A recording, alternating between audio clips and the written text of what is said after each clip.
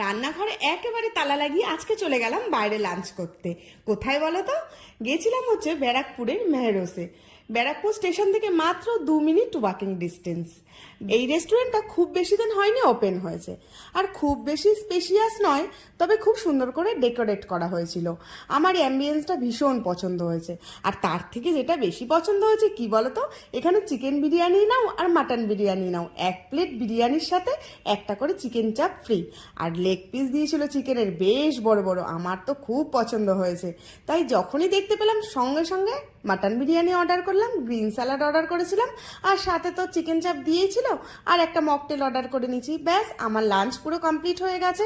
আর এখানে দেখো বিরিয়ানির যা কোয়ান্টিটি দিয়েছে একজনের জন্য সাফিসিয়েন্ট। মাটনটাও কিন্তু তোমাদের দেখিয়ে নিলাম যে কত বড় সাইজের। আর একটা দিয়েছিল আলু। বিরিয়ানির সাথে আলু না থাকলে কিন্তু বিরিয়ানি খেতে কিন্তু জমে না।